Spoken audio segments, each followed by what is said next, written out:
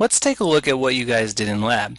We started by modeling the motion of a mass of its height or its vertical position y versus time t, and we set it up in such a way that the motion detector started collecting data as the mass was moving up, and then of course the mass moved back down and it went through several oscillations.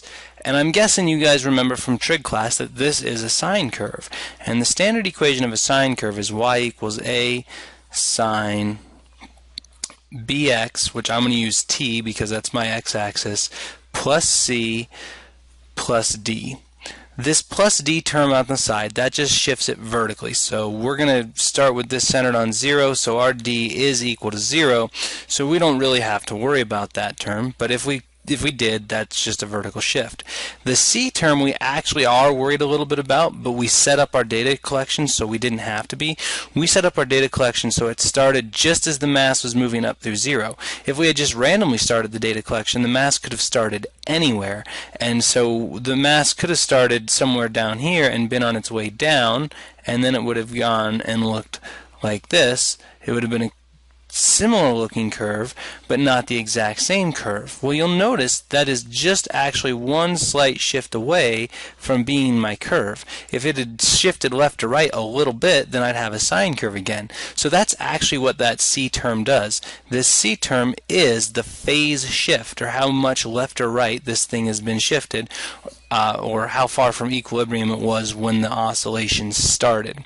Most of the time we're going to have a phase angle of 0, so we're not going to worry too much about that. So we're going to say our shift up and down can be 0, and our shift left and right we can set to be 0. These other two parameters are fairly important.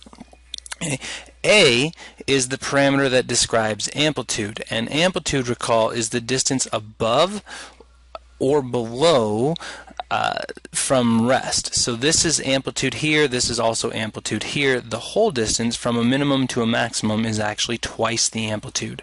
And then we have this b term. Alright, so remember, the input of a sine, the sine of theta, has to equal some number, some measurement, y. The input to the sine function is an angle, which means bt is an angle. And not only that, if we're going to multiply b by t, which is time in seconds, b has to have units of angle per second. Okay, well remember, we measure angles in radians, so b actually has units of radians per second. And if you recall from physics 1, radians per second, that's angular frequency, omega. So what this is really telling me with b is how frequently this thing oscillates in terms of radians per second. So if it's radiating, if it's oscillating at 2 pi radians per second, then it's going to go through one complete oscillation in 1 second. So t equals 1 second. If it's oscillating at 4 pi radians per second, then it actually goes through 2 complete oscillations in 1 second. So what this b term does, or this omega term if you will, does, is it actually squishes or stretches this out. And so it tells me how frequently this thing oscillates, but it's giving it to me in radians per second rather than just cycles per second. So one of the things we can do is we can change omega into frequency. So we can change radians per second into cycles or vibrations per second. Okay, so we have, remember, there are 2 pi radians in one complete oscillation, or one cycle, because there's 2 pi radians per circle. So if I want to change omega, which is radians per second, into cycle per second, I got to take omega in radians per second, and I'm going to multiply it by 1 cycle per 2 pi radians, and that gets me omega over 2 pi equals cycles or oscillations or vibrations per second. So frequency is just omega divided by 2 pi. Now there was another little part in the lab that said, well, what about how long it takes for one complete oscillation? How can we get that? Well, we know that one complete oscillation happens at 2 pi. So if omega t equals 2 pi radians, then what we have is the time for one complete cycle is equal to 2 pi divided by omega, which means the time for one complete thing is equal to 2 pi over omega. You'll notice I switched from a lowercase t to a capital T because that's period. The time for one oscillation is given by 2 pi over omega. You'll notice these two equations are almost the same.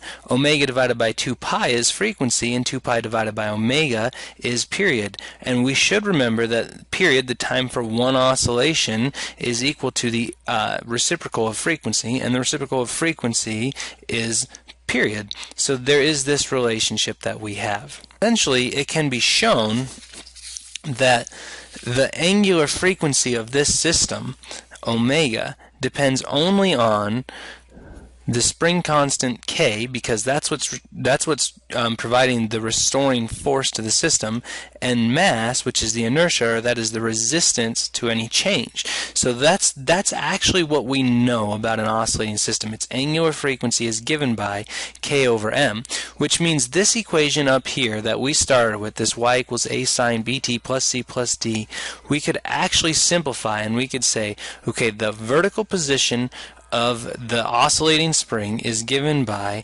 A, the amplitude, whatever it is, that's however far you're going to push it or pull it to start with, times the sine of the square root of the spring constant divided by the mass times the time plus the phase shift, which we're going to ignore, plus the vertical shift, which we're also going to ignore. So we have this handy little equation that shows us the position as a function of time, mass, and the spring constant. So let's use all that together to solve a problem.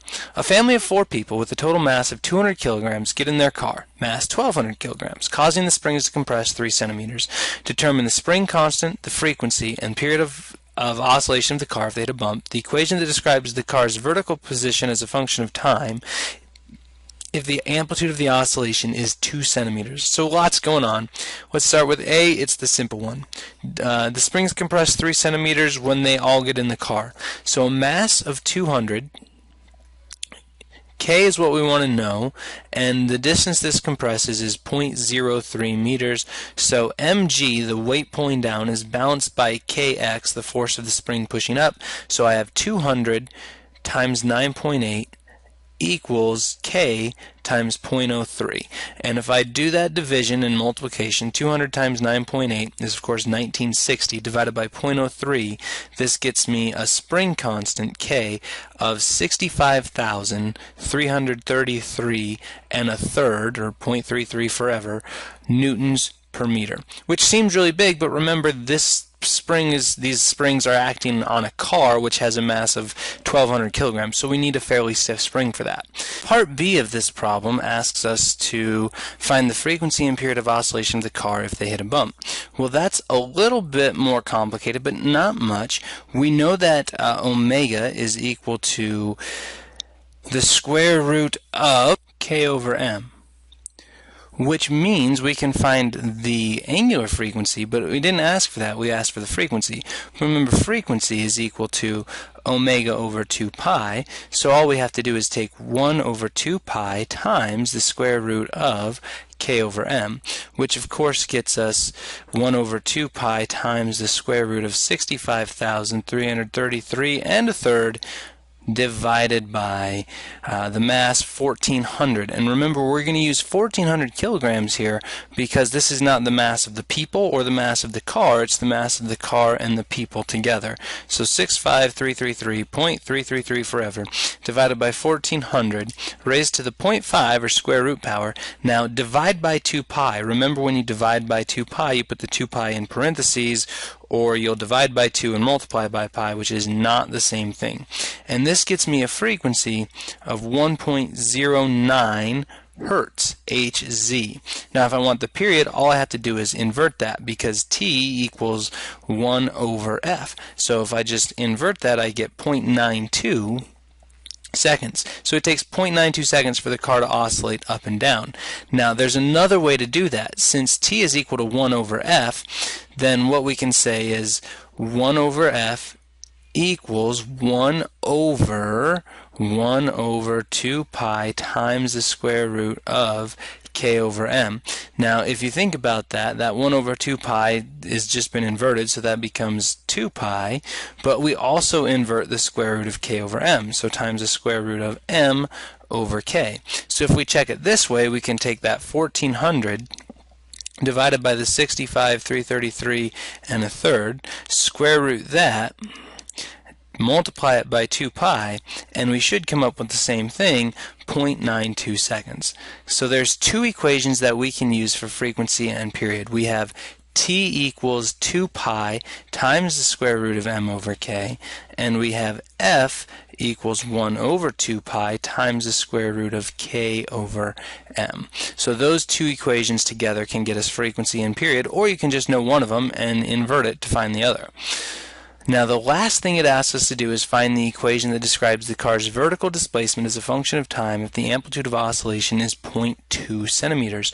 So that is, we want y equals a sine omega t, and they told us that a equals 0.02 meters. So really y is equal to 0.02 times the sine of omega, which omega is the square root of k over m, so I can just say that, times the square root of k, 65, 333.33 over 1400 times time, t, and now I have its vertical position as a function of time. So really not too bad. There's kind of a lot going on here, but none of the equations are too tricky. Probably the biggest one to know is this t equals 2 pi times the square root of m over k.